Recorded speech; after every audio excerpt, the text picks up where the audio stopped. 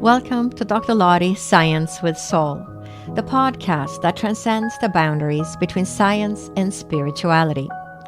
Prepare to be uplifted, transformed, and awakened to create a path to healing your own life physically, emotionally, and spiritually by bridging the gap between science and soul.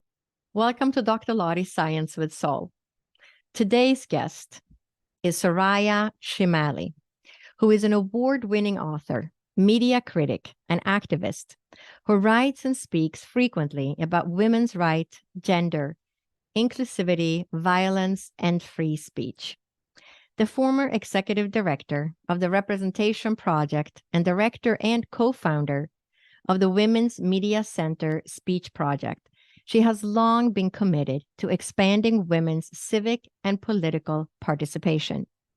Her work appears in The Atlantic, Time Magazine, Rolling Stone, The Washington Post, and various other outlets, and her activism has been featured widely in media, documentaries, books, and academic research. Soraya is also the author of Rage Becomes Her, The Power of Women's Anger, and a contributor to several anthologies, including Free Speech in the Digital Age and Believe Me, How Trusting Women Can Change the World. Her efforts have been recognized by the Association for Education in Journalism and Mass Communication, the Women's Institute for Freedom of the Press's Women, and the Newhouse School for Public Communication.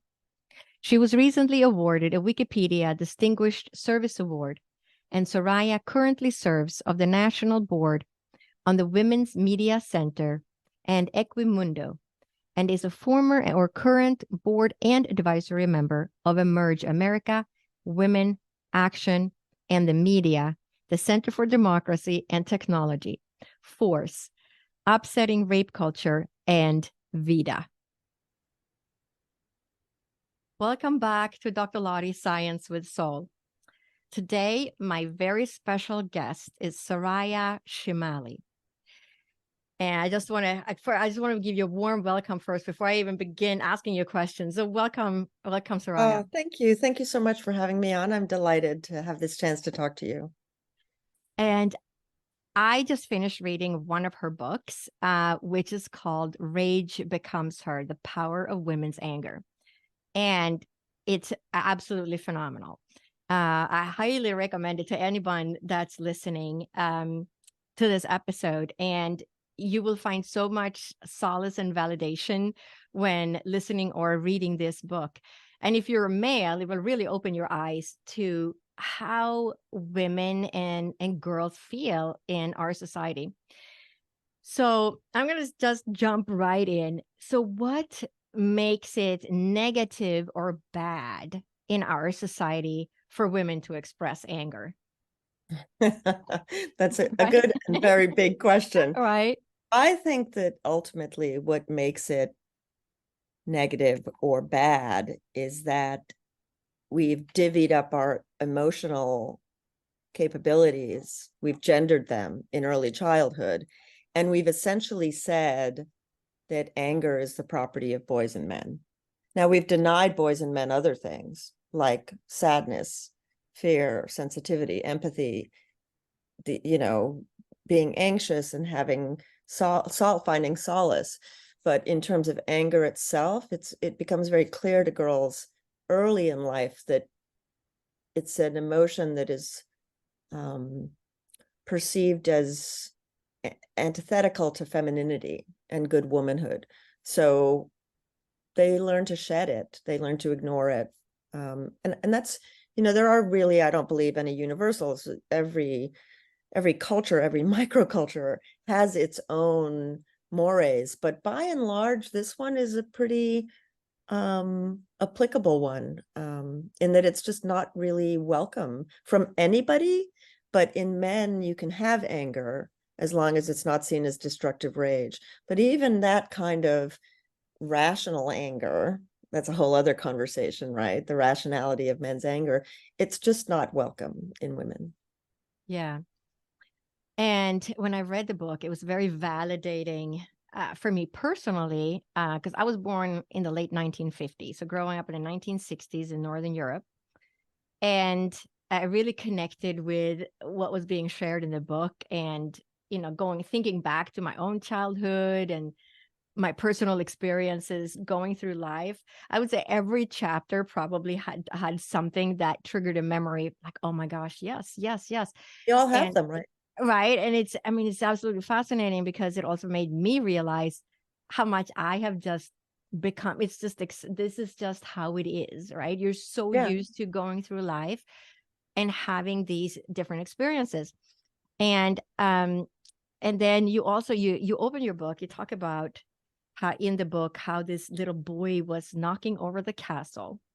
Mm-hmm. I think it was your daughter in the book, and this little boy keeps knocking over her castle, and the parents just kind of shrug it off, saying, boys will be boys. He can't help himself.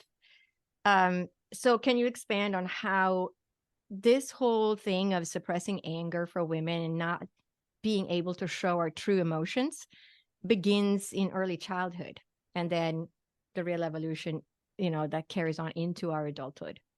So I structure the book basically in one dimensional as life stages. So I do start off with early childhood, adolescence, what I think of as the fertile years, where even whether you care to have children or not, whether you do, whether you can, it doesn't matter because you're in that age stage. So a lot of assumptions are made about you and your life if you can reproduce, right? And then on through old age. But early in childhood, people have very strong cultural norms, traditions, biases, politeness habits that are imbued with stereotypes about girls and boys. And so what was really surprising to me was even in infancy, people will look at a baby, and if it's dressed in a way that suggests it's a boy, they will say that that child is disagreeable or angry about something. But if it's a girl, if they think it's a girl acting the exact same way, they'll say she's sad and needs help, and the child hasn't changed, the behavior hasn't changed. It's really just the assumption of gender. And so yes, this incident happened, it was in preschool, and I think it's quite typical actually to see these types of interactions. And every morning she would build this block castle before school began, and every morning he would knock it down. And I, as her parent, tried all kinds of things to teach her. I said, well, why don't, use your words? Why don't you ask him to stop? And that didn't work. And then maybe you could sort of, you're bigger than he is anyway, just sort of body block him. You see he's coming, just get in his way, and maybe that will dissuade him. That didn't work. And then a teacher suggested that she move and do it somewhere else. And I balked at that. I was like, no, I think she has the right to be here. Like, and the amazing thing was he kept doing it and doing it. And his parents were standing right there and they never stopped him. But afterwards, they would excuse his behavior. And in fact, I was standing there. And I really did think, wow, these things that they're saying, this is the exact same kind of rationalization for rape apology that we hear all the time in further in adulthood.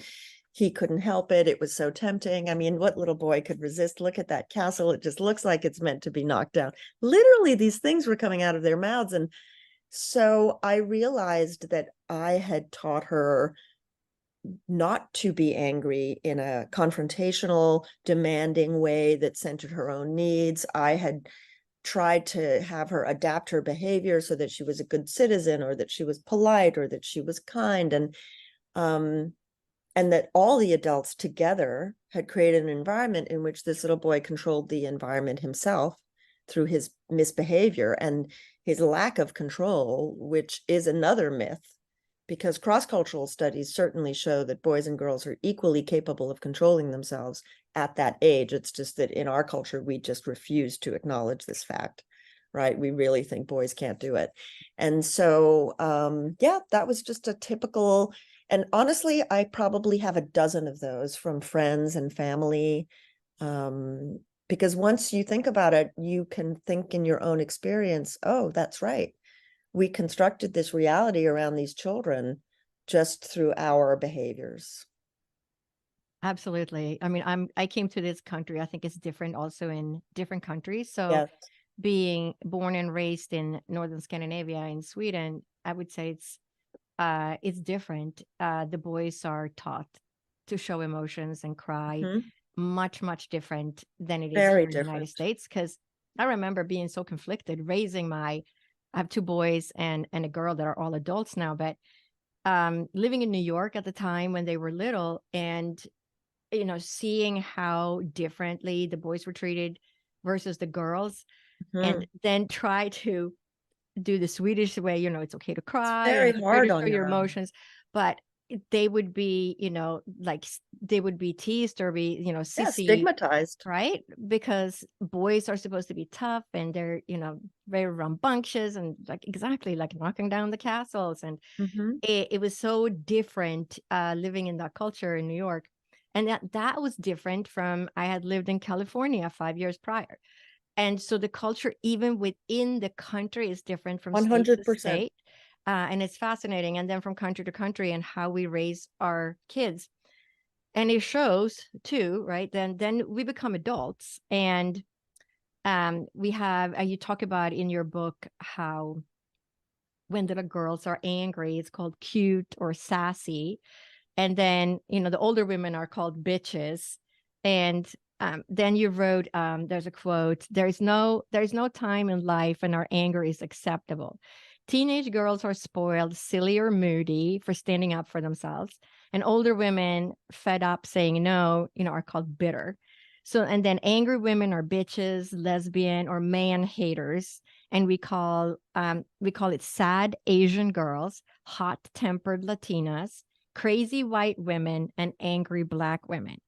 Mhm. So, I mean, it goes without saying that angry women are ugly women, and the cardinal sin in a world where women's worth, safety, and glory are reliant on their sexual and reproductive value to men around them. So, none of this leads us to think of anger as the moral or political property of women. So, can you expand on how girls and women's anger becomes cute or a stereotype Mhm. or even a meme, right, nowadays? Right. And how this name calling and labeling reduces and invalidates our anger? And Mhm. how can girls and women start thinking of anger as their own property, not just something that is to be suppressed and never shown or shared? Mhm. Um, well, yes, I mean, I think it's clear that there's just no end to the stereotypes about angry women. Really, any age, any ethnicity, there's a specific little variant on the theme. And those stereotypes and those insults and honestly, they're kind of a threat, right? They're when somebody says that, they're not into when they use one of these stereotypes, or they respond with the stereotype in mind, for Black women, for Black girls, they don't have to do or say anything. The implication is they're inherently angry Black people that are threatening, possibly criminalized, right? And Mhm. so you don't have to do anything. You're just on the receiving end of these cultural norms and expectations. And it's very hard to shake that because you internalize, you prepare, you preemptively try and avoid the stereotype, and that leads to suppression of anger, diversion of anger, repression of anger. But if you do that, you are repressing, diverting, and suppressing your needs. You're muting yourself. And so, I talk about all those stereotypes and how they work in schools or in families or in the workplace or in politics. But several of the chapters are dedicated to the effects of that on women's bodies, their well-being, their mental health, their physical health, their relationships, their capacities as political people, because those consequences are real. And very often people don't make the connection between the way their bodies are feeling, or persistent obstacles that they face in life, and this emotion, right? And it's because it's so disparaged, and honestly, it's so punished.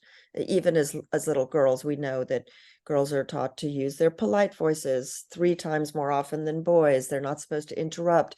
They're not supposed to engage in disruptive humor. And all of those theoretically more masculine attributes are also tied to leadership and authority and humor, the ability to be funny. And so it doesn't do us any good either way. It's sort of this classic double bind, that you sort of are walking this fine line, and what are you supposed to do? And so that was your question. And I think several things. One is, we need to be more honest really with the people in our lives about what's happening. And because I think a lot of men don't know. And I'm saying that there are many people in our lives, not everybody's straight, right? And that's a big part of this, because if you're in a heterosexual relationship or in a very heteronormative family, if you're a girl and you have a conservative father, and your mother might be more liberal, but she's still in this marriage, is a very complicated mix of things going on. But brothers, cousins, I'm very much focused on men who don't have these experiences, right? Cisgendered men don't even know what's happening to the women around them. They're surprised when they learn about street harassment or racist harassment that's sort of entangled with street harassment. They're surprised when they hear about discrimination in the workplace. And one of the common responses is denial. Because in fact, if you're a man and you're as we say, the father, the brother, the uncle, it's your job to make sure that the people in your life are protected. But in fact, men can't do that job.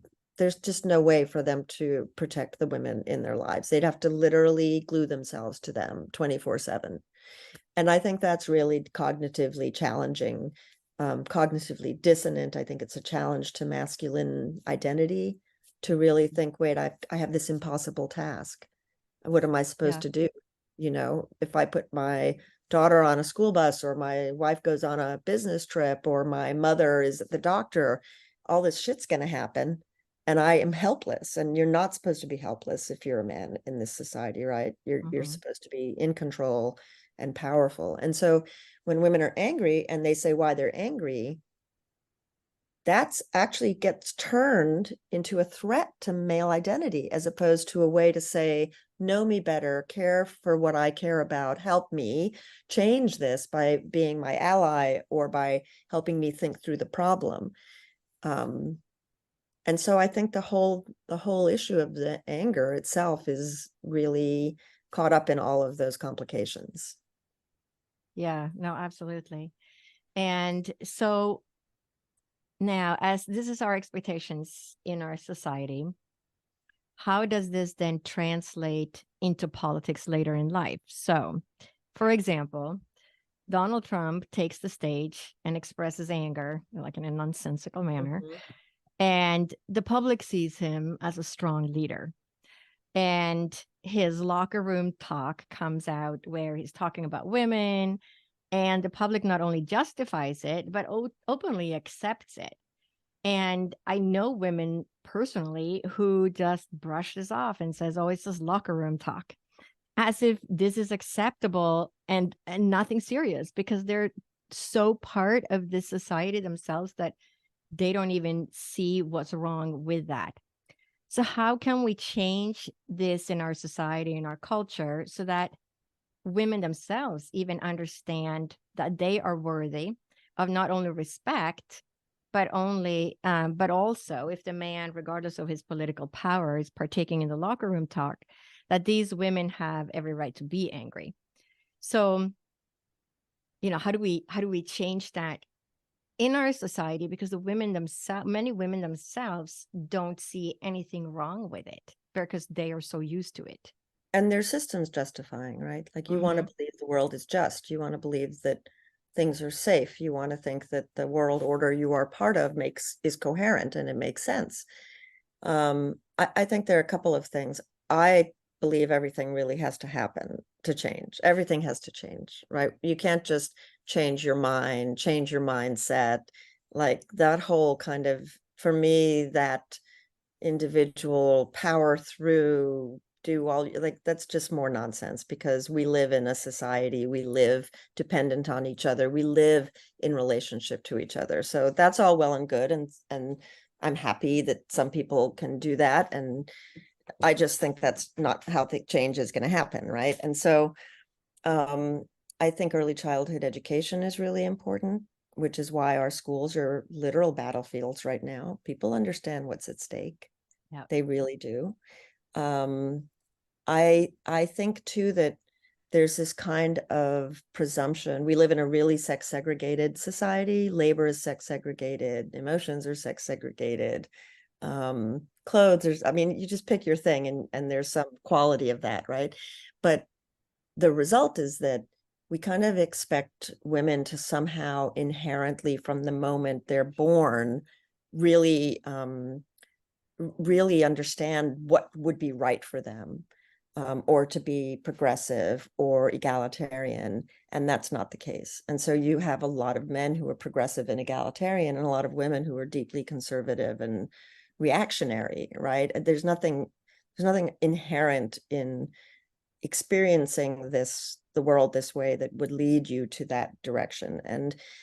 And if you are a person who is a systems justifying person, you're going to accept these things. Now, you might not accept them in the extreme. You might not like the locker room talk, which is a form of aggressive sexism, but you are comfortable with the benevolent sexism of chivalry. Oh, but if he just opens the door for me, what harm is there in that? Right? So there are all these stages and phases of what people will find acceptable.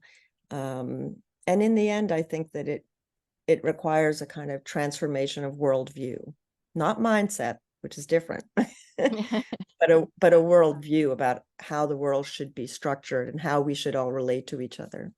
Mm-hmm. And I know you said in your TED talk, societies that don't respect women's anger don't respect women. Right. So can you expand on that? Well, I mean, I think we see that all the time, the belittling of women, the mockery of women. We take men's anger politically super seriously. When men get angry politically, we talk in terms of protests and rights and freedom and liberty, and but when women do the same thing, it's often ignored, or it's minimized, or it's considered selfish in some way, that's harmful to society, that women make demands. And so what ends up happening is we see in the United States in particular, all of these movements of mothers, right, which are huge political machines that are very effective, right? So from the temperance movements and the abolition movements, and Mothers Against Drunk Driving, and Mothers for Sane Gun Reform, and the Children's Defense Fund, it's as though women have to say, I will tip my hat at that role, so that everybody understands I know what my real value is in, being a mother, putting others first, having this reproductive capacity for the society. If I say, okay, that's it, I'm a mother first, then I have the right to be politically active, to make demands, not on my own behalf. Like, you don't see armies of single women naming political movements after themselves to say, I don't want to be shot on my way home. I don't want to be raped when I'm like exercising. That doesn't happen very often, right? Right. But if you're a mother, you can gather with other mothers and you'll be respected for that. That's different from respecting women for their anger. Yeah. Very right. Mm-hmm. And you talk about how women express their anger with tears. Can you talk about why that is more preferred and socially acceptable in our society?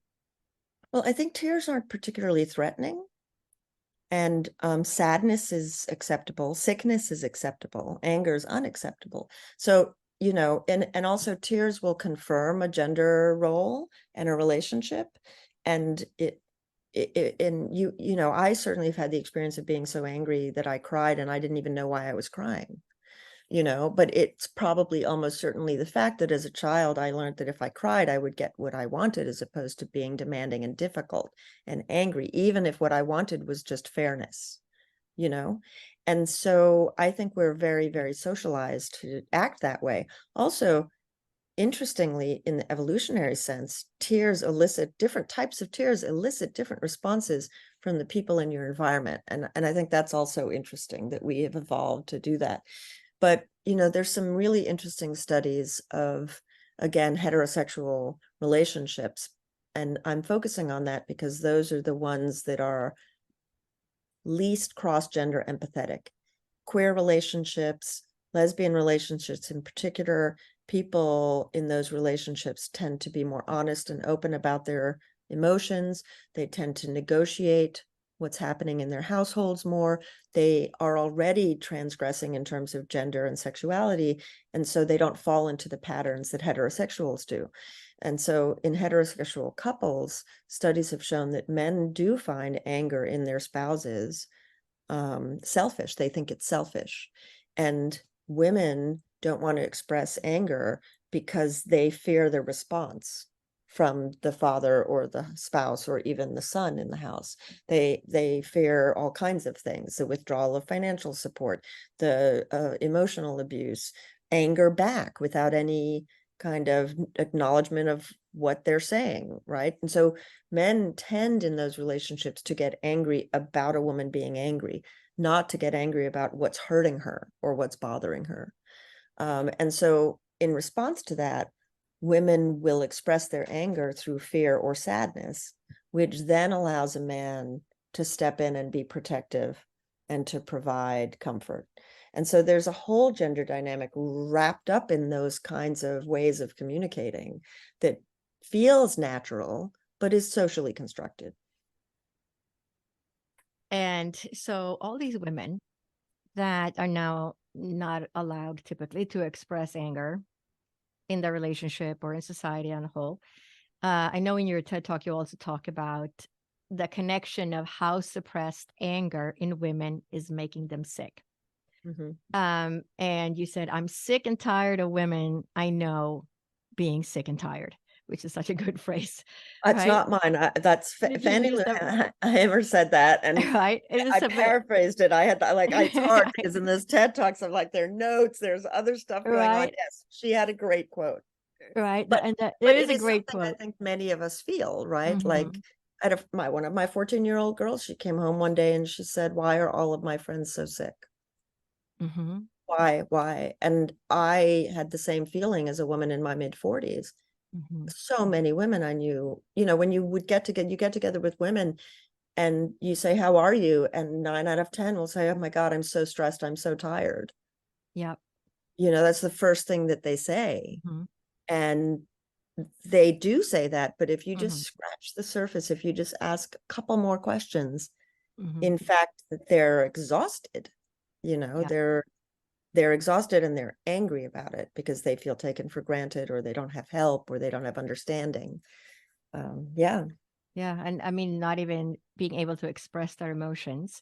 I mean, right. They're the trauma or being not seen, not heard in childhood, and then growing up and then going straight into a relationship that pretty much mimics some form of the relationship they had with the father as a child, mm-hmm. or somebody else in the family. But then all that, the suppression of all that anger, right, it goes somewhere. And I work so much with people, I say, close your eyes now. Imagine this is, how you felt mm-hmm. when you were angry. Where do you feel that in your body? Yes. And they open their eyes and they say, oh my gosh, it's in my stomach. And that's where my digestive issues are, or that's where I have colitis, or that is where I have all these other issues, or it's the heart, or it's the chest, it's the asthma, the headache, whatever it is. But once they make that connection of where do they feel those emotions and that anger in their body, that's also 9 out of 10 times where they're having a physical problem. Mm-hmm. Right. And so it's fascinating because we're taught to suppress all that anger, but then that is going to make us, just like you said, sick and tired. Yeah. And I think, it's hard from my perspective, it's hard to measure causation, right? This is a very nuanced thing that we don't understand well. But there are definite correlations. Like we know that certain, like the ailments we think of as women's sicknesses, depression, mental frailty, anxiety, adolescent self-harm, eating disorders, all autoimmune disorders, all of them share the quality of, and chronic pain. Yeah. Mainly women experience chronic pain. All of those disorders share the quality of repressed and suppressed anger. Like people who are experiencing those things, when they're studied, when they're surveyed, and when people take the time to ask, this is a notable, consistent thing across all of those. And you really have to pay attention to that. You have to say, okay, well, what is this connection? What is happening? Why is it that we're socialized to manage our emotions in a way that is in fact a mismanagement, a dysfunction? Like when we think of rage, if you Google rage, still you get pictures of mainly white men punching things, walls, computers, other people. That's like this explosive, destructive rage. But in fact, there are lots of maladaptations, right? And one of the purposes of the name of the book, it's got lots of meanings, but one is that it literally becomes material in your body, right? Your emotions and your body, you can't separate your emotions from your body. Like we don't have these disembodied minds producing our emotions. And so I think it's important to teach children, as I say at the end, emotional competence. How do you label these emotions? What does this emotion feel like? What is it saying? What is it telling you? It's full of knowledge. Anger's full of knowledge, right? And so how do you use that effectively so that you don't hurt yourself? No, absolutely. I mean, it's for the next generation, it starts in childhood. So women that are listening, that let's say they're, 40s, 50s, 60s, tuning into this episode, and they're thinking, oh my gosh, I live that every day, and I'm not heard, my husband doesn't hear me. Where do they start? So this is really hard, right? Because in fact, I think the biggest problem for many women is the risk of coming to terms with the possibility that the people they care for don't care back. You've spent your whole life, you've dedicated your life, your body, you've dedicated your body, probably if you have children, but you've done this and you have your own needs. And if you say, I need you to understand why I feel this way, and then I need you to change something. We need to change something in our home, in our family, in our friendships, whatever, our relationships, and the way we talk about money, the way we, whatever it is, right? There is the very strong chance that the response isn't a good one. And that's frightening and destabilizing. But I think the interesting thing to me about that is that it also really can highlight for many people the degree of their dependency, which is deeply uncomfortable, right? Like, what happens if I learn that my spouse doesn't care, won't change? What do I do then? And I think that's a big question for people. I think that's a big challenge, which is why I go back to this idea that everything has to change. I mean, until we have basic physical safety in our own homes, on streets, like we don't have that. It just isn't, it's a fiction that, and so, this all roads in my mind do lead to different forms of feminism. So there you go. But to go, I want to be more practical than that. I think something that helps everybody, and it's a cognitive tool, is to write things down. When you write things down, you are actually using a different part of your brain. You're processing information differently. And the first thing I would always advise people is to understand your own feelings first. Name them, think about them, make meaning out of them. Because when we ignore them, we aren't making any meaning out of them. And in fact, we are taught that it's an isolating emotion and that we'll be punished. So we have to unlearn those lessons. It is the most social emotion, really. When you're angry, you need other people to do something for you. You need to engage in a relationship. You need to be part of a community. You need others to care for you. This is the thing. And so if you're just taught that you're there to care for people and not be cared for, that's not much of a bargain. Absolutely. Yeah. So, how can people find this book? Is it on Amazon, on other Yes, Barnes it's and at Noble? independent bookstores. I never know, obviously, where it's in stock or not, but it's available as an audiobook. It's on Scribed. It's a ebook. It's a soft. It's a paperback. It's a hardback. I like local bookstores. If they don't have it, they can always order it. And yes, so it's available wherever books are sold, as they say. Right. And is there anything that you would like to add, or how can people learn more about you too? Oh, well, thank you. Well, I have a social media presence on most of the platforms, which is where I share articles, sometimes thoughts, a Facebook page, a Twitter account, an Instagram book page. I have a separate Instagram book page, so they can always find me there. And is your website just your name? It is. It's my name, www, and then my name, SorayaChemaly.com. Okay. And we will put that in the podcast notes as well, so people can just Oh, click thank on you. it. It'll be easy, and social media accounts as well. Thank you. Is there anything that you would like to give the audience, a message or a closure of any sort? Yeah, I think that particularly if you're a woman, you're in your 40s, 50s, 60s, older, it's really easy if you don't make a conscious effort to judge and police younger women. And I just think we need to give them as much grace and freedom as possible. Just don't do it. Don't comment on the clothes.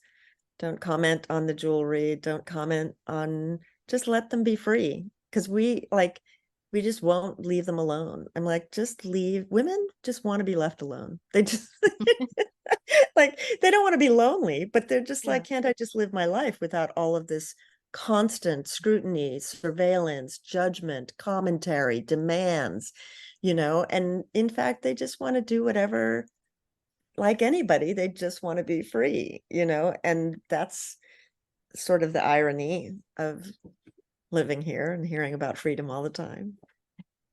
I love it.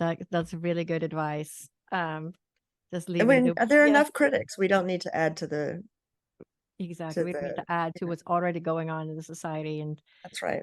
It's already difficult enough to maneuver. It's already difficult enough, and what especially young girls need is just acceptance. Yeah, I love it. But I want to thank you so much, Soraya, for taking the time to be a guest Thank today. you. Thank you. It was lovely to talk to you. As we conclude this episode, I want to express my heartfelt gratitude for your presence within our community. If you haven't yet, make sure to subscribe, leave a review, and share this podcast with friends and family. Subscribe to my newsletter in the show notes and receive new podcast episodes delivered right to your inbox. If you resonate with the interconnectedness of mind, body, and soul, and are motivated to embark on a journey of personal healing, I invite you to connect with me at drlottie.com. Together, we can pave a path towards transformative healing in your own life.